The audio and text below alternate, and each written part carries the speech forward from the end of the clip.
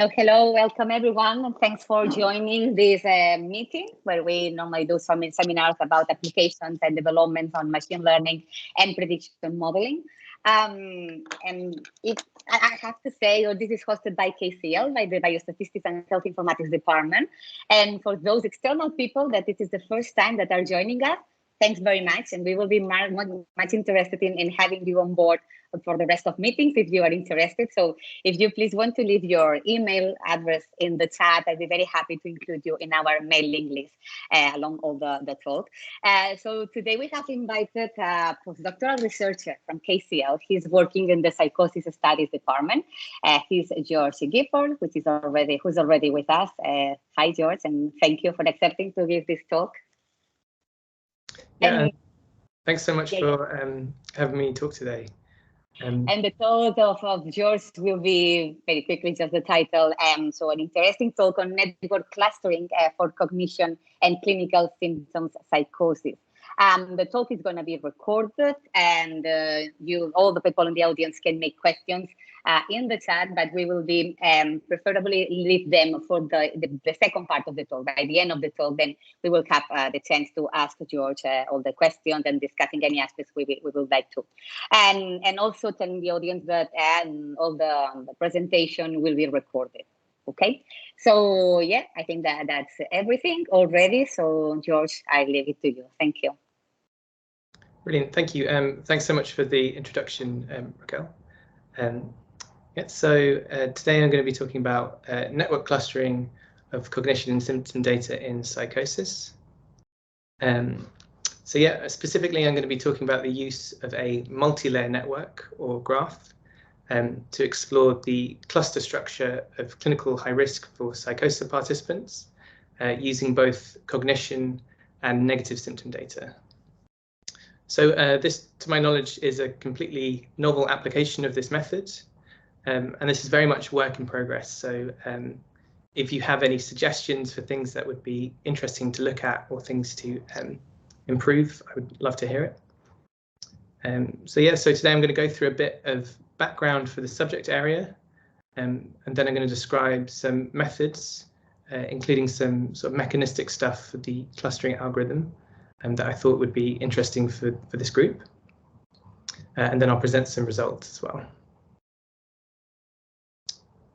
So firstly, the clinical high risk for psychosis paradigm. So this is the group that I looked at in the study. So these are people at very high risk of developing a psychotic disorder. And this is characterized by subtle cognitive and subthreshold but persistent psychotic symptoms. So all psychosis disorders, including risk for psychosis, these are diagnosed with expert clinical assessment. And whilst these clinical diagnostic systems are highly developed and evidence-based and instrumental for care, the psychosis groups created are still fairly heterogeneous in terms of symptoms, risk factors and outcomes. And there's also considerable overlap as well with other psychiatric disorders. So this heterogeneity raises the question of whether there could be alternative and meaningful data-driven groupings of patients, particularly given non-clinical data and exploratory machine learning methods as well. So the particular method that's most applicable to this question of heterogeneity is clustering. So I'm sure people know this, but just to go through it. This is unsupervised learning with unlabeled data. So it's an exploration to find natural groupings in the data. And there's a huge amount of variety in clustering methods, both in terms of how the data is represented and how the difference or the distance between the data points is defined, or the algorithm for finding the best partition as well. And as mentioned, the specific area I'm talking about today is graph or network-based clustering. So sorry, I'm using the terms graph and network a bit interchangeably, but that's it's the same thing. So a graph is a graphical representation of a network. So graph clustering. So this works on graphs which are formed of pairwise similarities between data points. Similarity, this is the inverse of distance. And this means that graph clustering is kind of similar to clustering methods that use the distance matrix, like some density-based clustering algorithms, for example. So this is just to say that it's not wildly dissimilar from other types of clustering in the way that the data is represented and modeled. The main difference being that graph clustering works on the topology or the structure of the graph. Yeah, and for clustering patients, as we're doing in this study, the nodes of the graph, the data points, are the participants, and the edges are the similarities between them. Yeah, cool. So there's been quite a lot of interest in exploring the heterogeneity within psychosis groups. So this is a selection of studies looking at data-driven cluster structure of cognition and symptom scores in early psychosis or psychosis risk groups. So some of these studies chose to cluster data using a couple of different participant and healthy control populations together. So this makes sense, particularly with non-clinical data, where you may expect some similarities in the data across groups. So these kind of trans-diagnostic groupings. And quite a consistent finding in these studies with cognitive data is the presence of cognitively impaired and cognitively unimpaired groups. So there being a separation of psychosis patients with normal and impaired cognition.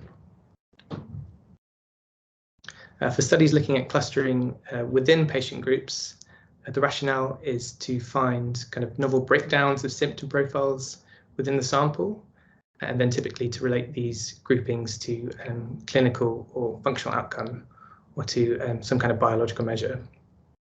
So a valid question here is why these studies aren't using supervised learning if they're looking at a particular outcome. So one of the main challenges with clustering really is trying to find a way to validate cluster structure. So, functional clinical outcome between the clusters, it's just a way to say whether the clusters are meaningful in some way. But the main outcome of these studies is still the cluster structure itself, rather than prediction. And it's a kind of agnostic exploration of these clusters that could be related to any different outcomes or risk factors. So yeah, several studies have used both symptom and cognition scores for clustering psychosis patients. And it's a kind of intuitive thing. So these modalities should be complementary, as some symptoms are, arguably manifestations of kind of cognitive problems in psychosis. And yeah, so these approaches in these studies, one of them simply included both sets of variables in the same feature space. And another one merged the variables together with some kind of shared variance methods. So this brings us on to multimodal clustering. So there are some large multimodal data sets of psychosis samples. This is amazing, as we have potentially enough data to explore the heterogeneity of these populations and in different modalities as well. But then if you want to cluster with multimodal data together, this comes with some specific challenges. So firstly, the difference in the number of features between modalities means you typically can't simply put the modalities together in the same feature space. And then one solution to this is to use a kind of stacked approach, where you take the clustering solutions from each modality and combine them in some way. And this is what different types of ensemble clustering methods will do. The main challenge with this is that given the unsupervised nature of clustering, the cluster assignments aren't going to be equal between different clustering solutions. So you need to have some way to merge the results together despite this, or to find a way of finding equivalence between different sets of clusters, which can become very difficult with large number of clusters. So the method I've used in this study is multilayer network or multilayer graph clustering. So this involves creating a 3D network or a 3D graph where each layer contains a different modality. And then there's a second layer of connections connecting the layers together. So this has been used pretty extensively in brain connectivity studies that look at how the brain network structure, the modularity structure, changes over time. And yeah, as this is a kind of different formulation of a typical graph, a couple of graph clustering algorithms have been adapted to work on this multi-layer network. For instance, something called the Louvain and the Infamax clustering algorithms. So in multi-layer networks, both of these work on the constraint of a random walker. So this is a walker that can traverse the network both along within and between network connections. And then the clustering is based on the constraint of this random walker in different parts of the network. Yeah, and spectral clustering. So yeah, you could also recast a multi-layer network as a rank 2 matrix. And this would allow you to use methods such as spectral clustering, where you're looking at the eigenvalues and eigenvariates of the graph Laplacian. So here are a couple of examples of multi-layer cluster detection being used on different sets of data types. I just thought it'd be interesting to kind of have these examples of it in practice. So so Nunez, Carpenter et al. They used a multi-layer network of different types of gene-gene associations based on different areas of association. So, for example, protein interactions and drugs. And they looked for gene clusters that were consistent over layers, and they did this to find a optimal set of genes for detecting a rare form of tumor. Then Halu et al. So these guys used a multi-layer disease network with both a genotypic and a phenotypic layer, so just a 2-layer network. And then they used this to explore what diseases were separated genetically but overlapping phenotypically. So there's quite a lot of flexibility in what you can do with a multi-layer network and multi-layer clustering. In terms of exploring this multi-layer community structure and also in being able to include any number of different types of modalities in the layers. Cool, just gonna take a drink. There we go. Okay, so methods. So I used a cohort of 261 clinical high risk for psychosis participants from the UGI study. As I was using clinical data, I only used the patient population, not the controls, for the reason that if you cluster based on clinical data with controls, you usually just end up clustering into patients and controls. So I only looked within the patient population. In terms of the multi-layer graph clustering, I used a 2-layer network with one negative symptom layer and one cognition layer. And the kind of layer networks themselves were formed using the inverse of the Euclidean distance as the similarity between participants. And the networks were fully dense and weighted, so I didn't impose a sparsity constraint as is often done in network analysis. So the multi-layer clustering algorithm I used was a version of the Louvain algorithm mentioned before, that's been adapted to multi-layer graphs.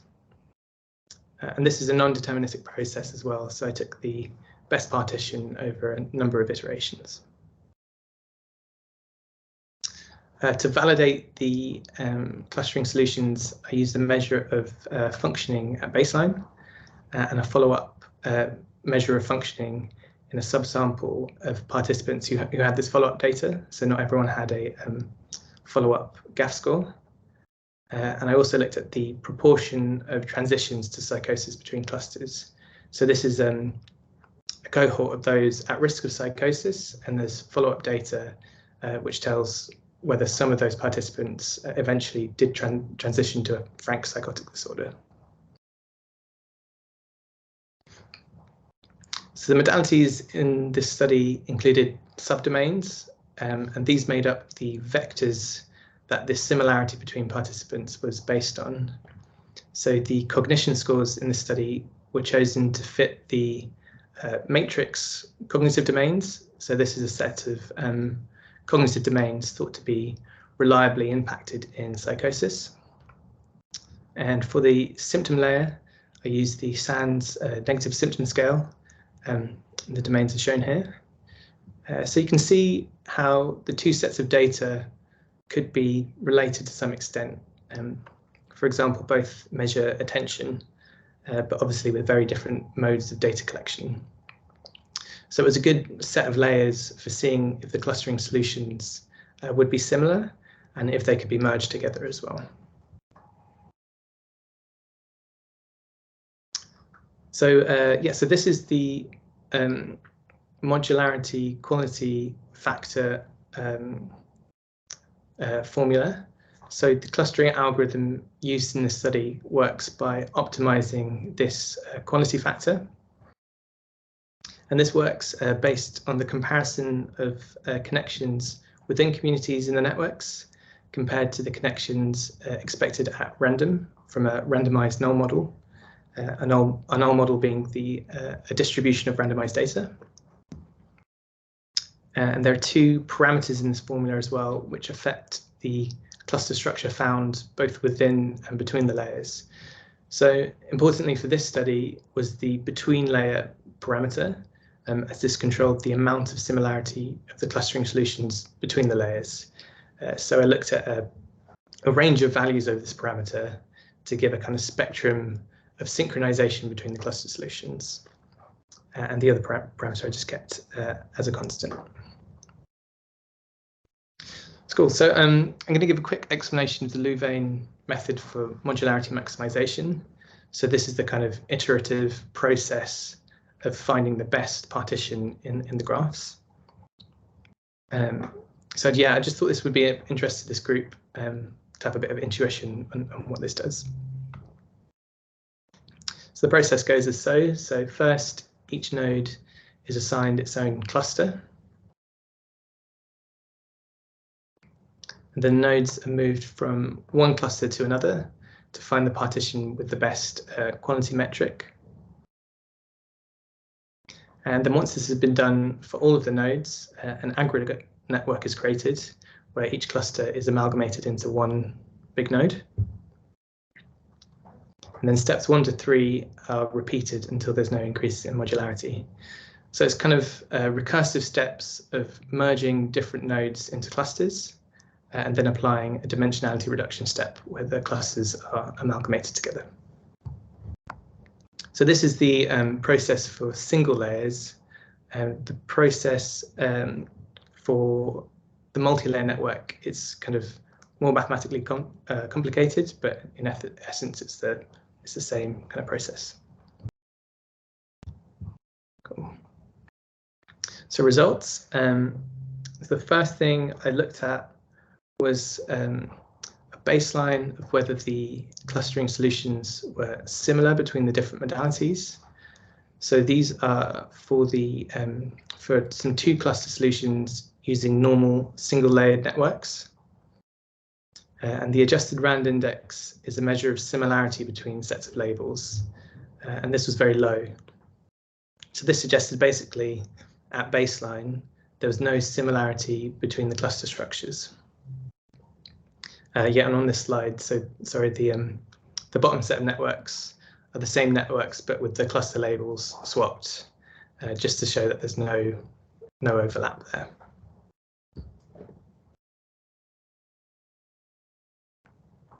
And yeah, this was similar in increasing the number of clusters as well. So that was single layer clustering with no influence of the cluster structures between the layers. For multi-layer network clustering, by increasing this interlayer tuning parameter, this increased the similarity between the cognition and negative symptom layers. So we can see on the left of the graph, the clusters start out as not at all similar, and then gradually this increases until there's a jump and a plateau where the clusters become 100% similar. And interestingly, at this point, the patients split into 3 clusters instead of 2. So we have a kind of range of synchronization between the layers. So a range of, the layers being similar or not. And I wanted to see if this merging of the cluster solutions was helpful, and to generally kind of describe what was happening in these different cluster groups. So the first thing I did was look at baseline functioning using the total GAF scores. So the GAF is the Global Assessment of Functioning Scale. So the y-axis shows the F statistic of the difference between the clusters in terms of functioning. And so what's happening here is that the cognition data looks to be quite poor at separating the patients into those with different baseline functioning, and the negative symptoms, very good, which makes sense. So the negative symptom scale is a clinical scale taken at the same time as the measure of functioning, and the measure of functioning is based on the impact of symptoms on day-to-day function. So it makes sense that these would, be related. And what seems to be happening as the layers become more synchronized is that the negative symptom cluster performs a bit worse, and the cognitive symptom cluster a bit better. And then the completely synchronized 3-cluster solution didn't separate the groups into those with different functioning at all. I also created a null distribution, a couple of null distributions from randomly rewired networks. So on the graph is the 95th percentile score for this null distribution to give an indication of significance. So this is essentially saying whether the results in the terms of the group differences would be expected if the network topologies were completely random. And again, so negative symptoms consistently, significantly separated the groups into those with different levels of functioning, and cognition did when merged with the negative pathology. The next thing I did was to take a subsample of those with follow-up functioning scores at 2 years. So in this case, the clustering solutions together appear to be kind of complementary in increasing the difference in functioning change between the 2 clusters. And yeah, at one level of cluster kind of synchronization, this was significant against a null distribution of random topology as well.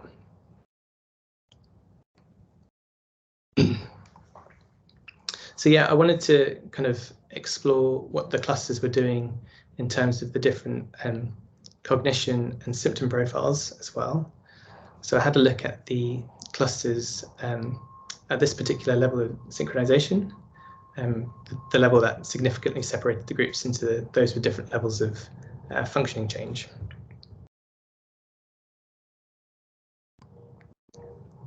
So these are the cognition and negative symptom scores broken down into different domains. And this is shown for the cognition layer. And this kind of shows the merging of the clusters to work as expected. So the cognition scores between the clusters were similar in both the single layer and multi-layer clustering. So merging the clustering and the negative symptom layer didn't really impact the differences in cognition in the cognition layer. But for the cognition layer, introducing the influence from negative symptoms, this increased the difference in the negative symptom scores, which makes sense. This also happened in a way that kind of made sense in terms of cognition and negative symptoms. So the worst cognition cluster had more severe negative symptoms. Yeah, and likewise for the negative symptom cluster, merging the clustering solutions increased the difference in the cognitive domains, whilst the difference in the negative symptom scores remained similar. So in essence, the clusters looked to retain their sample characteristics in terms of the layers data, but simultaneously became more like the other layer. Interesting to note here as well that the negative symptom clustering on its own didn't show any differences in cognition between the clusters. And this just might mean there's a fairly big difference in the way the data was collected in terms of the kind of variance being captured.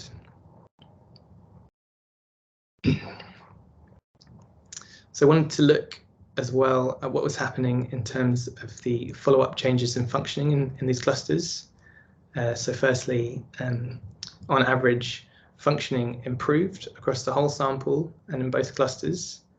But looking at the distribution of the changes in functioning, the group with worse cognition and more symptoms included more participants with a decrease in functioning.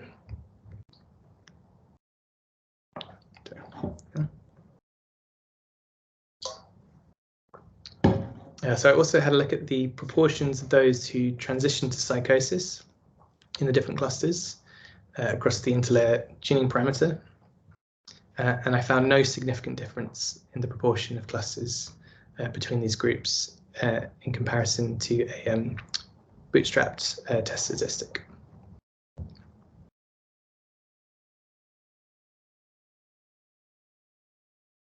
So to summarize,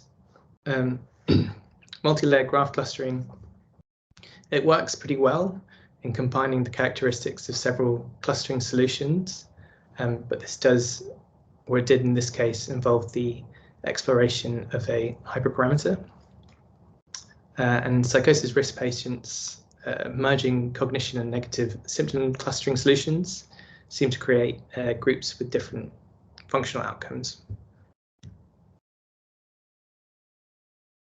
Some issues with the study. So it's important to validate any clustering solution in an external data set in order to test the generalizability of the findings. So this is quite challenging to do with clustering. There isn't the same kind of obvious way of external validation as with supervised learning, where you can predict the outcome labels. But you could at least see if a clustering solution was similar in terms of participant characteristics, if this was present in another data set. Yeah. There's also the issue that the study looked at results over different values of a hyperparameter. So this is a kind of typical problem for graph analysis, where we often iterate over parameters for pre-processing networks, that sort of thing. And this causes obvious issues with multiple comparisons.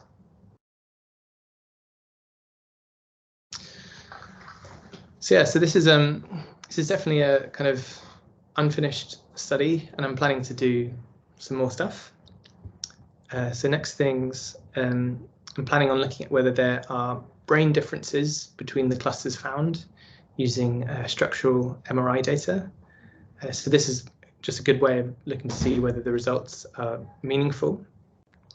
The image on the right is actually some preliminary work from this. So this shows grey matter differences in the thalamus between the cognitively impaired and unimpaired clusters. But again, this is preliminary, and I need to do some other pre-processing with this data. Something else I'm keen to try, kind of expanding the multi-layer network to include other modalities. So the data set I'm using is incredibly rich in containing different modalities, including peripheral blood markers, that sort of thing. So you could do a peripheral blood marker layer and a symptom layer and a cognition layer, and this would be a kind of interesting way to explore the community structure of the patients in the peripheral blood marker layer as well. It's kind of like a kind of form of semi-supervised clustering that. So you could cluster in one layer and kind of inform it with a clinically relevant layer. Yeah, so there's also So this study was looking in clinical high risk for psychosis participants, and there's already established and meaningful subgroups of clinical high risk status. So it'd be interesting to see if the cluster structure found in this study to some extent overlapped with those.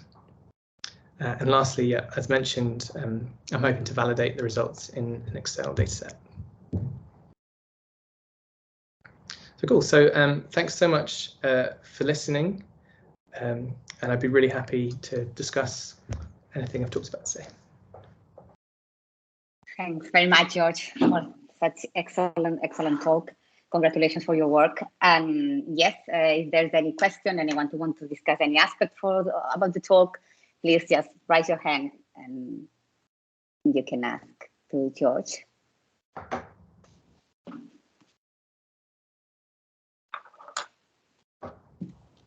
So please, Robert. Hi, George. Hi, Robert. Hey, thanks for a really interesting talk. It's I suppose, pretty basic question just to the kind of fundamental advantages is the approach. It struck me that, there's a really clear argument for why multilayer networks make sense if you're combining symptomatic with neuroimaging, with, blood data. But for instance, with something like cognition and negative symptoms, it wouldn't have been intuitive to me to necessarily go for that approach initially. I would have thought, in a way they can kind of coexist quite nicely on the same layer. And so it's just what's gained by the multi-layer approach. And sorry if you explained, I missed it, but were there any kind of clear comparisons about, advantages of the multi-layer approach in terms of, maybe better predictive accuracy in terms of long-term functioning? So yeah, I mean, this work that I presented was kind of more of a feasibility study, and I wanted to look at the cognition and the negative symptom layers because they are to some extent quite similar. What was quite surprising is the even with different clustering approaches, non-graph clustering approaches, the cluster structure of both those types of data were completely different as well, so they didn't seem to overlap. But yeah, you are right that the main benefit of this would be, reducing the data into a graph, and you could do that with massively dimensional data sets, and you can expand it to neuroimaging data or blood biomarker data. Okay, cheers. Thanks, George. Thank you. So is there any other question, comment to George? Cedric or Daniel, I think. Cedric, were you first, maybe? No, Daniel is back from holiday. A lot go. of energy. Go, Daniel. Thanks a lot, George. A really nice introduction to cluster analysis. You answered already my first question about external validity. That is very difficult. Can you do some sort of stability analysis with it? Because your sample size is pretty small. So how stable is this? Like, if you would bootstrap it, would you get always similar results, or is this not really feasible? I don't know how long it would take with the tuning, for example. Yeah, I think there would be ways to look at the stability of this, and I've been thinking about this a little bit. It could be as simple as looking at the stability of the modularity quality measure, if there's a huge variation in that, or just taking different runs of the procedure and looking at the distribution of the test statistics for whatever you're testing. So yeah, I'm hoping to do that in the analysis. I think that's a good idea. How long did it take to run this? I have never done this. So. How long does it take? So to iterate through the different tuning parameters, so there were 12 of those, maybe an hour. Okay, yeah, so it's still feasible. Definitely feasible, and doing that in parallel as well could probably. Okay. Yeah. Thanks a lot. That's Cedric. Yes, hi. Thanks a lot, George. Very good. So if you can, well, it's let's not go back to the slides. But when you were describing the methods, there were 4 points, 1, 2, 3, 4, in terms of the algorithm for the convergence of this type of modularity technique. And the fourth point was repeat until there is no increase in modularity, which I think was the measure Q. So, but how is this, how can we be sure that there is no increase in modularity? I mean, it's sort of, is this, there is always the risk with those convergence where it's only a local maxima, maximum or optimal point. Did you read much about in the literature about this, or how, you know, I mean, it could simply, especially when it comes to latent variables. I'm increasingly, I'm going through a phase where I'm quite skeptical about latent structures, where we are in a sense going beyond the data. We want to sort of to find those latent clusters, but you know, and so I'm pretty sure that by definition, because we are trying to identify a latent structure, which is only loosely connected with the data, the convergence could be pretty difficult to assess. I am maybe not the best person to ask about this. I do know for this particular algorithm, there are several forms of how the nodes are merged into different clusters, and whether this is based on a probabilistic process or not. And I know that happened because there was this issue of, you know, the algorithm getting stuck and, you know, converging but not being the optimal partition. Yeah, but as to the kind of more general question about how do we know if convergence is a kind of local maximum, I'm not sure. I'm sorry. Sure. And so, and then there was, I think at the beginning of your results section, you were describing, you had one graph in which you were looking at the two layers separately and how they're relating to functioning. And then obviously the negative symptoms seem to be far better at predicting functioning. But once you merge them together, and especially when you move to 3 clusters, then they see I thought that was very bizarre that all of a sudden you lost entirely the connection between those different clusters and the actual social functioning of the individuals in the clusters. So I cannot quite understand why merging the layers. Certainly it seems that the layers consisting of positive symptoms and the clustering solution, I suppose it's a matter of thinking in terms of clustering. You have the clusters on the positive and on the negative symptoms, and those are different cluster solutions. And by merging them, you're forcing them into a cluster structure. Well, that seems to have, to be unhelpful when it comes to predicting functioning. Yeah, I thought this was really strange. It is a bit strange. I mean, I think what's happening there is at a certain level of the cluster structures being kind of merged together, it was possible to have a 2-cluster solution where you had, you know, one group with better cognitive scores and lower symptoms and so on. But as they become 100% merged, it had to kind of fragment. The best cluster solution was kind of fragmented. And it did this in I can show you, go back to the slides actually. Let's go back to the slides actually, yeah, let's go. Just that so yeah, when breaking the network down into 3 clusters, where the clusters were entirely the same, it broke the clusters down into those with good, intermediate, and bad cognitive scores. But then you also have this, I get a laser pointer, you have this blue cluster who had pretty good cognitive scores, or relatively to the other participants, but they rated very highly on 2 measures of the negative symptoms.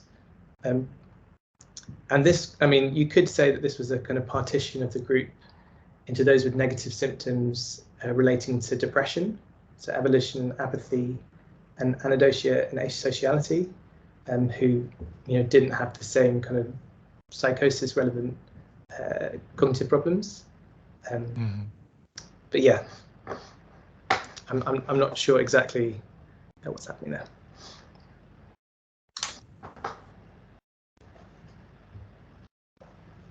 Cool. So yeah, I hope I answered your question, Cedric. I'm not sure. No, I think just to finish before the next question, but I think it seems that probably the positive clustering solution is simply noise to some extent. It's probably it may not actually be related to functioning in some sense. Or this seems to, your results seems to indicate that. But, yeah. Okay.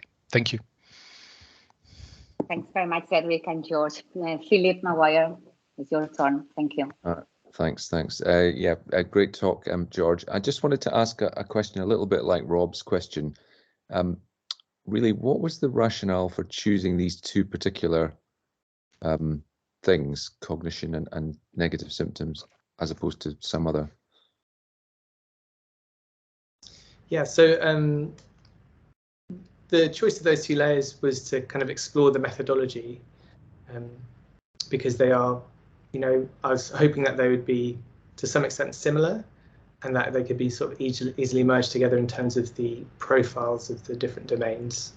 But yeah, I think very much the main benefit of a methodology like this would be to kind of start including different layers with different modalities that wouldn't be feasible to kind of put into the same feature space, or kind of find the shared variance of them.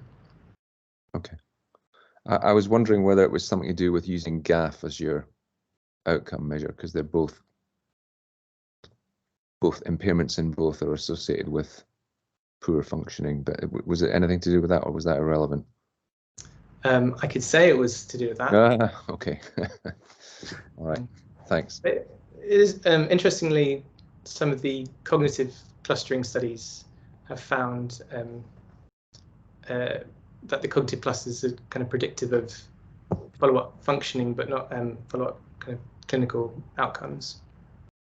So yeah, that's it. Thanks.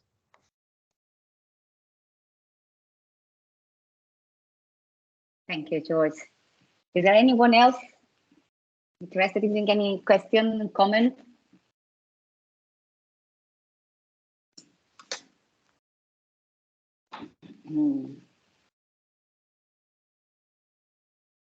So no one else need to do a comment, discuss any aspect?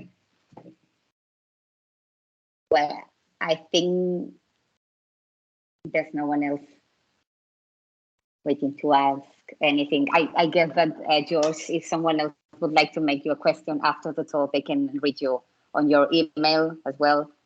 And perfect. So thanks very much, everyone, for joining. Thanks, everyone, and especially to George for this excellent talk and for being here with us today and sharing your interesting work. The next talk on the machine learning and prediction modeling seminars will be the 29th of June, if you want to note this on your agenda as well. And it will be given by Nizam Conductor from the University of East Anglia. Okay. Same time, 3 to 4 p.m. on the 29th of June. So thanks very much again to everyone. Enjoy your